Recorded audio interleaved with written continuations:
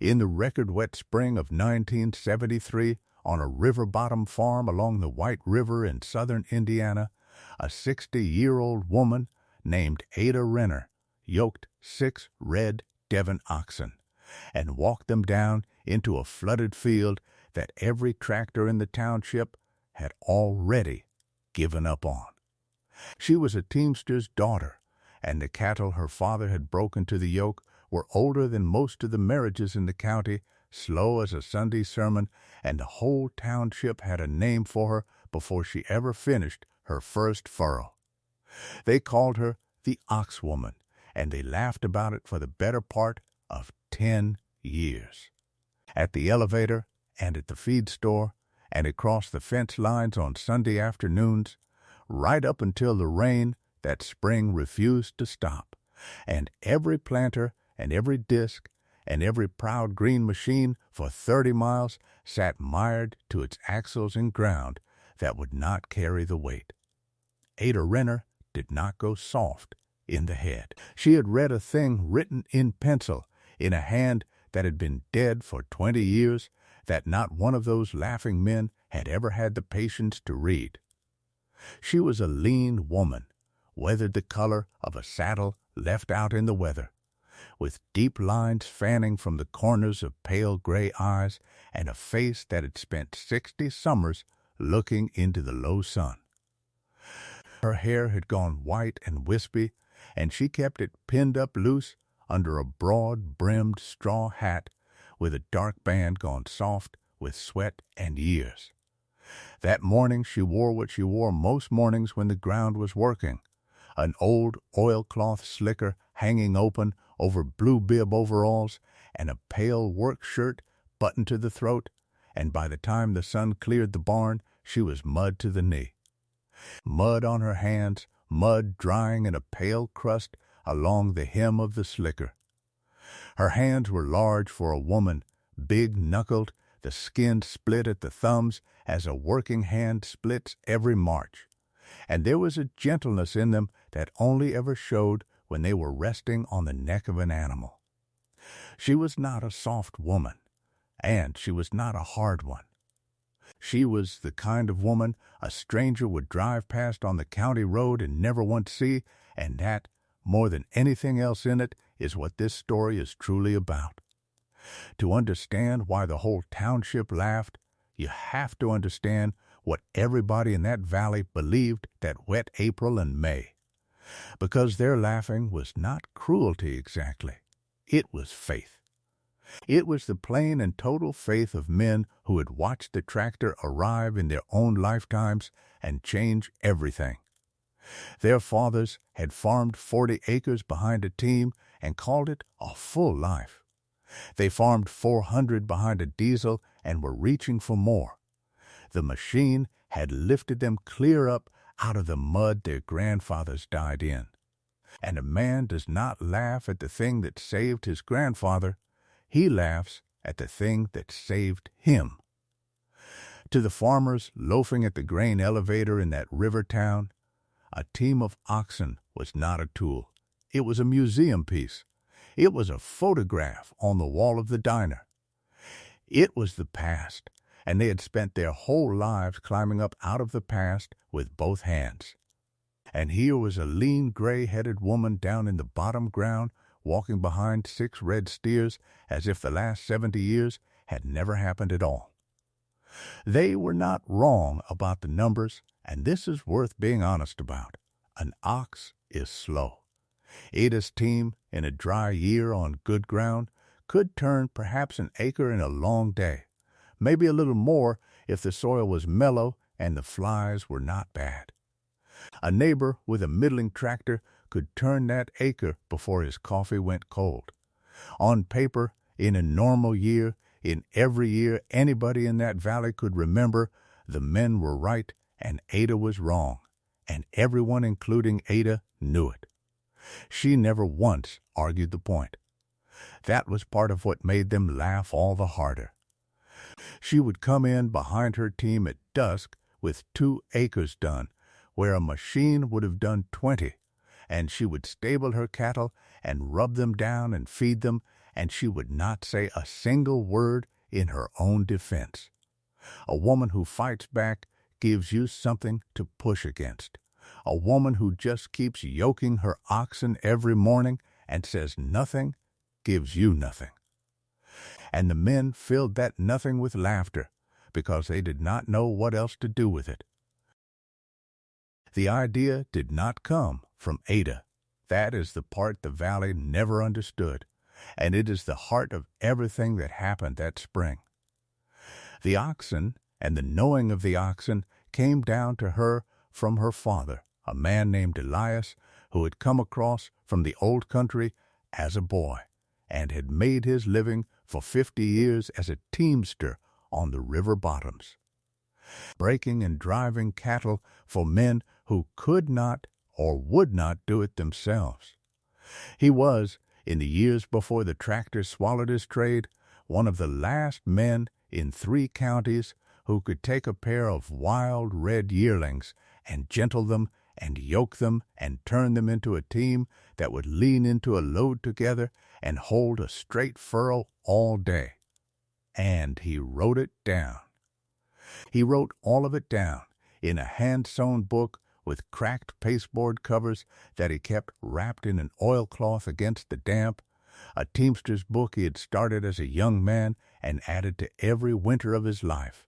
In pencil, in a small crabbed hand, the letters leaning hard to the right like a man walking into wind. Ada had that book. She carried it against her chest that muddy spring the same way she had carried it as a girl, walking behind her father down the very same bottom ground, and inside it, page after penciled page, was everything the laughing men did not know. It was not a book of sentiment. Her father was not a sentimental man.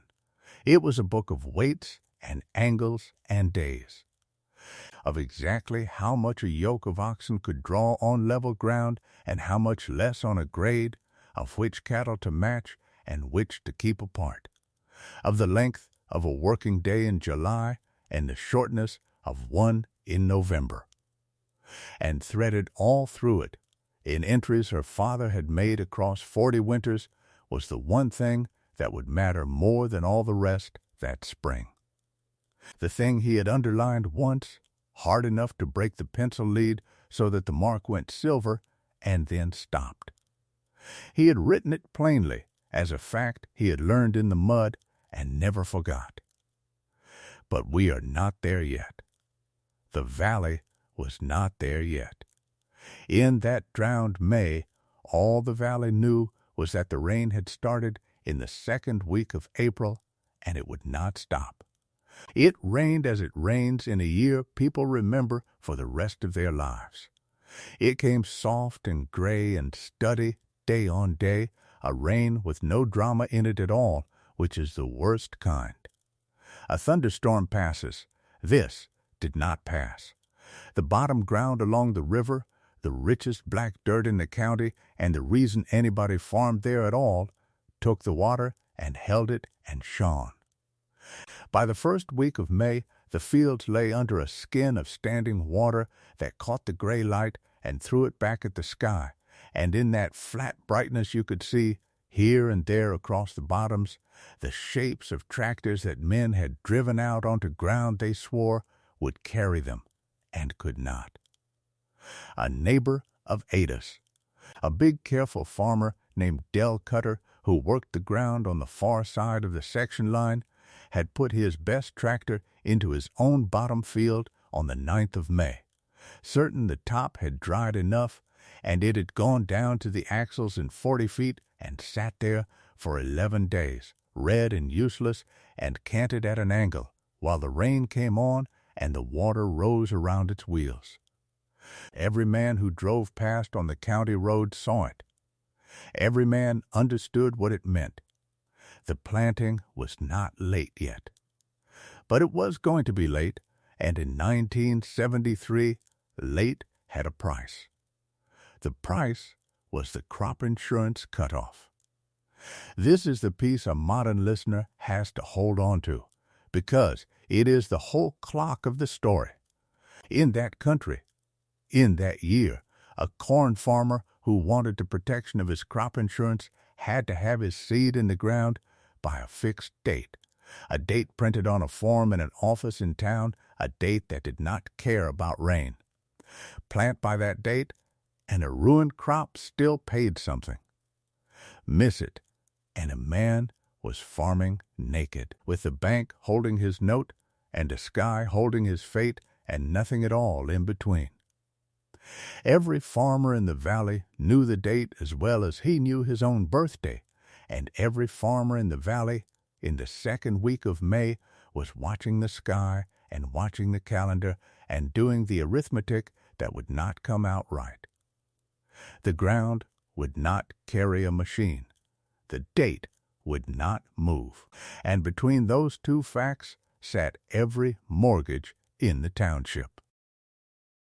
Ada Renner did her arithmetic too, but hers came out different, and it came out different because of the book.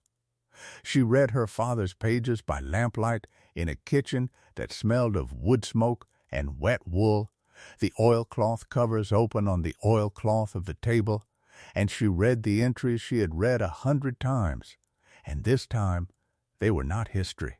This time they were instructions. Her father had farmed this same bottom ground in wet years.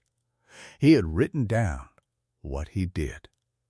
And so, on a gray morning in the middle of May, while Del Cutter's tractor still sat sunk to its axles 400 yards away, and every other machine in the valley sat dry and idle in its shed because there was no ground that would hold it, Ada Renner went out to her barn in the half-light, and she yoked her cattle. There is a thing that should be said here about the oxen themselves. Because the valley saw 6 slow red steers, and Ada saw 6 individuals she had known since they were calves at foot. They were Devons, the old red breed, deep-bodied and heavy in the shoulder, with wide sweeping horns, gone the color of old ivory, and a red coat that in the low morning sun burned nearly to copper. Her father had picked the breed on purpose 40 years back for their steadiness and their willingness and the size of their feet. And he had picked these particular animals as calves and matched them into 3 pairs by size and temperament as he had written you must. The 2 oldest, the pair she yoked at the head of the line, she had raised from the week they were born. The near one had a patient dark eye and a way of turning his great head to find her when she spoke. And she had walked more miles behind that animal than behind any human being alive. She rested her split-thumbed hand on the worn wooden bow of his yoke where it curved down over that massive red neck, and she spoke to him low, and she stepped off, and the team leaned into the mud. And this is the moment the whole valley had been waiting 10 years to laugh at. The oxwoman down in a drowned field with her museum, and this is the moment it stopped being funny. Because the oxen walked. They walked out onto ground that had swallowed Del Cutter's tractor whole, and they did not sink, they did not spin, and they would not stop. 2 farmers stood at the flooded gate at the corner of Ada's field that morning, come to watch the show. Leaning on the top rail with their arms crossed and their caps pulled down against the drizzle, and one of them was Del Cutter's hired man, and one of them was a neighbor named Hollis who had laughed as long and as loud as anybody. They had come to see her mire her cattle.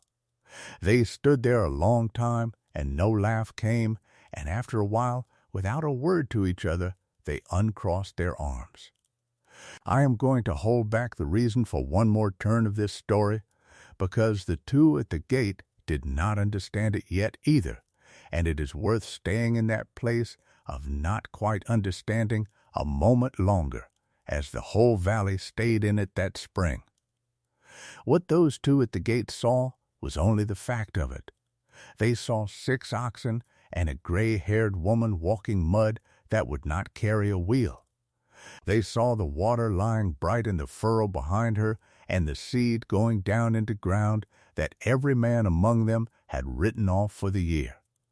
They did not yet see the how. The how was in the book, underlined once so hard the lead broke, and it had been true for 10,000 years before there was a tractor to argue with it, and it would be true for 10,000 more. But the valley had to earn the how the same way Ada had earned it, by walking behind the team in the mud, and so we will let the men lean on the gate a while longer, and we will go on with the days. If you have ever watched a whole town decide that a steady, capable person had gone foolish and kept your own opinion to yourself because you were not sure they were wrong, then you already understand the weight Ada carried out to that barn every morning, and you understand why a story like this one matters. Stay with her. It is worth the walking. The days themselves were not dramatic, and that is the truth of farming that the movies never tell. Vindication, when it comes slow and comes early in the morning. Ada was up before 4 every day of that stretch, out in the cold barn with a lantern, feeding and watering and gentling her cattle before she ever yoked them, because the book warned that a hurried ox is a mired ox and a frightened ox is worth nothing at all. She yoked them in the dark, and she walked them out at first light, and she worked the bottom ground furrow by furrow, up and back, the seed going in behind her, and she came in at dark and did the whole thing in reverse. Unyoking and rubbing down and feeding and doctoring the small hurts, a stone bruise, a rubbed shoulder, a horn scratched on a fence. It was not 2 acres a day of glory. It was 2 acres a day of patience, and while she walked her mud, the rest of the valley did nothing at all, because there was nothing they could do. The machines sat idle in the sheds. The men sat over cold coffee in town. And every one of them, whether he would say it or not, had begun to watch the ox woman work. There were named men in that watching, and it is fair to name them. There was Hollis, the neighbor at the gate, a decent enough man who had laughed out of nothing worse than the ordinary meanness of a crowd, and who would, before the story was done, be the first to do the hardest thing. There was Del Cutter, big and careful and proud, whose sunk tractor had become the whole valley's picture of the year, and who could not look at Ada's working team without feeling the sunk tractor in his own chest. And there was a third man, an implement dealer from the county seat named Garrett Vane, who was not a farmer at all, who had never walked a furrow in his life, and who saw in that wet spring not a disaster but an opportunity, as his kind always does. Garrett Vane sold tractors, and a wet spring that mired every tractor in the county was, to a man in his trade, a very good spring indeed. And Garrett Vane had been keeping an eye for some years on Ada Renner's river bottom ground. The dark night of this story came near the end of May, and it came in a clean black car that Ada heard on the gravel before she saw it. Garrett Vane got out in polished shoes and picked his way across the muddy yard to where she stood by the oxen at dusk, one long working day behind her. And he was pleasant, and he was sorry about the weather, and he had, he said, a proposition that might do her some good. He knew, he said, that a woman her age, working alone, with those old cattle, and the ground so wet, and the insurance date coming, was in a hard place. He would take the oxen off her hands. He said it kindly. He would haul the whole team away to a fellow he knew who wanted them for a pioneer village, a living history sort of thing, where folks could see how it used to be done, and he would credit the price against a fine new machine, and he would carry her note through the season, and she could farm like everybody else, or she could sell out clean, and either way she would be shut of the burden. He looked at the tired old woman and the tired old cattle and the flooded field, and he was, in his own mind, doing her a favor. That was the closest Ada Renner ever came to saying yes. It would be a lie to tell you she did not think about it, standing there in the wet with her hand on the near ox's yoke and her father's book buttoned inside her slicker against her chest. She was 60 years old, and she was tired in a way that goes clear to the bone, the tiredness of a person who has been laughed at for 10 years and has never once let it show. For a moment the black car and the polished shoes and the easy way out looked like mercy. And then the near ox turned his great head as he always did and found her with his patient dark eye, and blew a long warm breath against her sleeve. And Ada Renner remembered whose cattle these were and whose book she carried and what it had cost the man who wrote it. She did not raise her voice to Garrett Vane. She never raised her voice to anyone. She told him no, and she thanked him for the offer, and she watched the black car pick its way back out of the mud, and then she went into the kitchen, and she lit the lamp, and she opened the book. And instead of selling, she wrote in it, in her own hand under her father's, the date and the weather and the acres done, as he had taught her that a teamster keeps his account with the truth. That was the night the story turned, and not one man in the valley knew it had. Now the how. Now at last the thing her father underlined so hard the pencil broke. The thing the men at the gate had seen with their eyes and not understood, the thing that had been true since the first man ever put the first ox to the first log. It is not magic, and it is not luck, and it is not even, really, about oxen. It is about the ground, and about what the ground can carry. Weight is not the whole of it. A loaded tractor and a yoke of oxen at work can come to nearly the same weight, near enough that it does not settle the question. The question is not how much a thing weighs. The question is how that weight is set upon the earth. A tractor carries its whole load down onto a few square feet of tire, and a tire in wet bottom ground does two ruinous things at once. First, it presses the whole weight of the machine into so small a patch of dirt that the pressure on that patch is enormous, and the soft, wet ground under it gives way, and the wheel goes down, and that is the miring every man in the valley was living. But the second thing is quieter and worse. A driven wheel does not only press, it turns. It spins against the ground to make the machine go, and every turn of a spinning wheel in wet dirt smears and packs and seals that dirt into a hard, slick pan, so that even where a tractor does not sink, it leaves behind it ground pounded shut, ground that will shed water instead of drinking it and choke a corn root all season long. Her father had a word for it. He called it killing the ground to plant it.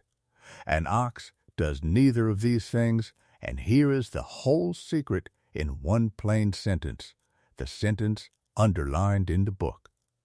An ox spreads its weight across 4 broad cloven hooves, and a cloven hoof set flat in wet ground puts down only a fraction of the pressure of a loaded tire, so little that the animal walks where the wheel drowns. That is the first half. The second half is that an ox does not spin, it steps. Each foot comes down and lifts clean away, printing the ground and releasing it, never smearing, never sealing, never packing the seedbed shut, so that a team can work wet bottom land days and even weeks before a machine can touch it, and leave behind it not a killed pan, but an open, breathing seedbed a corn root can drive straight down into. Cloven hoof and on a step. That was the entire mechanism. That was the museum piece the whole county had laughed at. It was the reason the old river bottom teamsters had kept their cattle teams for a whole generation after they bought their first tractors, not out of sentiment, but because they knew what every one of their sons had forgotten, that in a wet spring on heavy ground, the ox is not the old way. The ox is the only way. Her father had written it and underlined it, and Ada Renner walked out every muddy morning and proved it one furrow at a time. And so she finished. That is the plain miracle of it, and it deserves to be said plainly. While the machines sat useless in the sheds, and the men waited on the weather, and the calendar bore down, and the crop insurance date came on like a slow tide, Ada Renner walked her 6 red oxen up and back across the drowned bottom ground, and furrow by furrow she put her corn in. And she finished her own planting 3 days inside the cutoff. She was, when she set the last seed, the only farmer in the whole river valley with a crop in the ground and the insurance behind it. Every other field for 30 miles lay bare and shining and empty under the gray sky, and hers lay planted. She might have stopped there. A smaller person would have stopped there, would have kept her own good fortune close and let the valley stew in what it had earned with its laughing. Ada Renner did not stop there, and what she did next is the reason the men would come to her yard in the fall with their hats in their hands. She went back out. With her own crop safe, she yoked her team the next morning, and she walked them across the section line to Del Cutter's flooded bottom, where his best tractor still sat canted and sunk to the axles as it had sat for 11 days, a monument to the whole valley's helplessness, and she offered to plant his field for hire. Cloven hoof and honest step, on the ground that had swallowed his machine whole. Del Cutter, big and proud and undone, stood at his own gate and watched a gray-headed woman and 6 old red steers walk into the field he could not enter. He took his cap off. "Ada," he said, and then he could not find the next words for a moment, and what came was plain and low. "I don't have any right to ask you this. I laughed at those cattle same as everybody." She did not stop the team, and she did not turn around, and she only said over her shoulder, "You want the field planted or not, Del?" And he swallowed, and he said yes. He wanted it planted, and please, and thank you. And she planted it. She planted Del Cutter's corn, and then she planted Hollis's, and then she planted for a man 2 farms down who had laughed at her not a month before, and now stood at the edge of his own ruined field with tears standing in his eyes that he would not let fall. "I said some things," he told her, low, when she came in at the end of the row. "I said some things about you and those cattle I'd give a great deal to take back." She looked at his flooded field and his dry machine and his wet planted rows behind her oxen, and she told him, "Then plant a straight crop, and we'll call it even." And that was all either of them ever said about it. She took the work at a fair price and not a penny over, because the book was plain that a teamster who gouges a desperate man is no teamster at all, and she worked her cattle from dark to dark through the last days before the cutoff, moving from field to field along the flooded bottoms, the 6 red oxen leaning into the mud in the gray light, stepping in furrows where the machines had drowned. Men who had leaned on their gates a month ago to watch her mire her museum now leaned on the same gates to watch her save their year. And some of them, standing there in the drizzle with their idle machines behind them and their planted fields before them, began at last to understand the thing in the book, the thing about the hoof and the ground, and they were quiet with the understanding. The particular quiet of a man who has been wrong out loud for a long time. She did not gloat. This has to be said clearly because it is the whole shape of the woman and the whole point of the year. There is no scene in this story where Ada Renner stands up in the diner and tells the men what they can do with their tractors. There is no morning where she drives past Del Cutter's sunk machine and lets herself smile. She was owed that morning, God knows, 10 years of it, and she never once collected. When a man thanked her, red-faced, at the end of a day in his planted field, she credited her father. When a man tried to apologize, she waved it off before he could get the shape of it out, because she did not need the apology, and she would not make him crawl for it. She had not spent 10 years being laughed at in order to spend one spring laughing back. That was never what it was about. What it was about, she would have told you if she ever talked that way, which she did not, was the ground, and the corn, and the account kept honest in the book, and getting the neighbor's seed in before the sky closed the door. The sun came back, as it always does. By June, the bottoms had drained and dried and greened, and out of the ground Ada had walked her oxen across came the corn. In every field she had planted, her own and her neighbors', straight dark rows, drinking the summer in ground that had never been packed shut, while the few fields men had finally forced a machine into after the water fell showed the pale choked stripes where the wheels had. Killed the dirt. All summer the valley watched two kinds of corn grow side by side, and the difference between them was the difference between a hoof and a wheel, and every man who drove the county road could read it now, because he had been taught to read it the hard way. And in the fall the reckoning came, though reckoning is too sharp a word for how gently it arrived. It came at the grain elevator in the river town, on the gravel lot where the laughing had started 10 years before. When the wagons came in that fall from the bottom ground, the fullest wagons in the whole long line, the ones the elevator man weighed heaviest, were the ones off the fields a gray-headed woman and 6 red oxen had planted in the mud when no wheel could. Word of a thing like that does not stay at the elevator. It went up and down the valley as real news always has, farmer to farmer over a fence, and by the time the corn was in, everybody in the township knew what everybody in the township had spent 10 years refusing to know. They came to her then, as the story always ends, and as it ended here.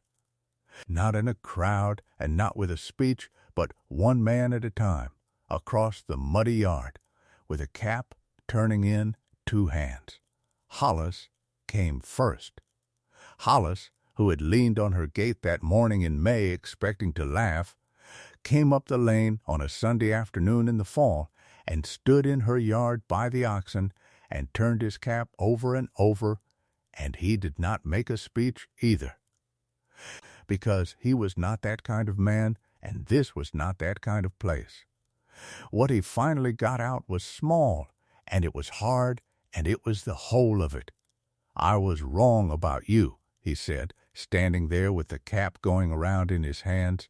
"I was wrong about you, and I was wrong for a long time, and I've got no excuse for it, but that everybody else was too." Ada let that sit a moment in the yard between them, and then she asked him if that was all he came up the lane to say, and he shook his head and looked at his boots and told her the rest.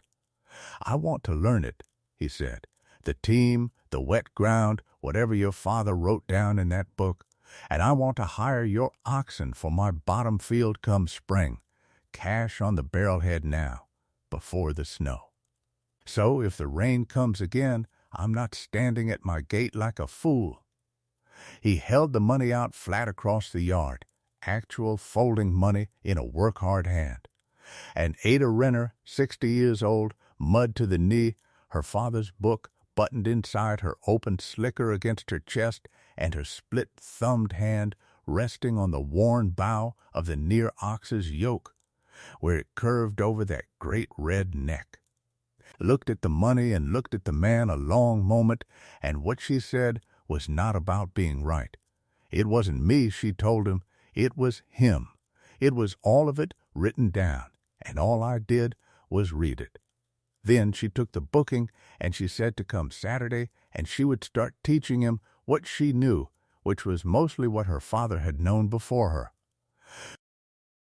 Del Cutter came the next week, and the man from 2 farms down, and by the first snow she had bookings for the following spring from half the bottom ground farmers in the township, more work than one team could ever do, so that she found herself, at 60, in the strange late position of turning good men away and telling them to raise a team of their own and offering to show them how.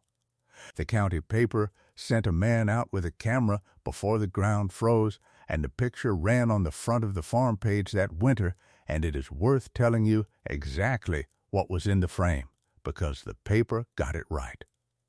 In the picture, there is a gray-headed woman in a broad straw hat and an open slicker walking behind 6 red oxen in a bottom field, and behind her, small and canted and sunk in the mud, there is a tractor.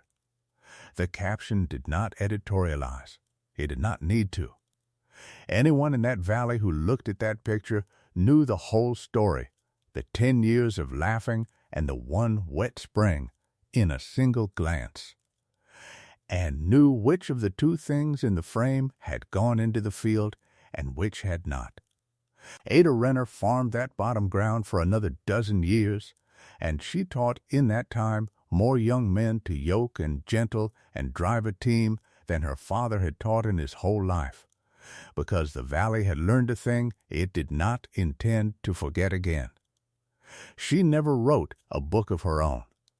She just kept writing in her father's, in pencil, under his entries, in a hand that had begun, over the years, to lean hard to the right like his, like a person walking into wind.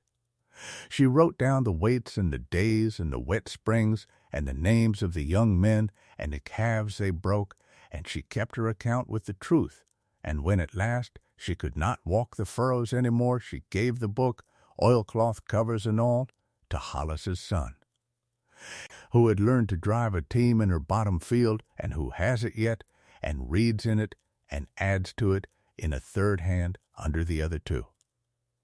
There is one of these stories in every county in America, if you know how to look for it, some steady soul that a whole town agreed to laugh at, standing quietly in the mud being right while everybody else was loud and dry and wrong. What the valley learned from Ada Renner was not really about oxen, though it was about oxen too. It was that the old way is not the old way because it is old. It is the old way because 10,000 years of people in the mud found out what carries and what drowns, and wrote it down and underlined it and handed it on, and all that is asked of us is the patience to read what they left. Ada Renner had that patience. Her father had that patience. 6 red oxen in the wet spring of 1973 walked ground that no wheel could carry and put the corn in the earth on time, and a whole valley that had laughed for 10 years stopped and took off its cap and asked, at last, to be taught. If you have ever brought back a way of doing things that everyone told you to leave behind in the past, and been proven quietly right by the plain facts of the world, then this story has been for you. And I would be glad if you would stay a while on this channel where we tell them. And I will leave you with the question the valley never quite dared to ask Ada Renner out loud. When the rain will not stop, and the ground will not carry, and the calendar will not wait, would you have the humility to walk behind the slow old way that your grandfather understood? Or would you sit dry in the shed with the fine new machine, and watch the water rise in your furrows, and wait for a sun that is not coming?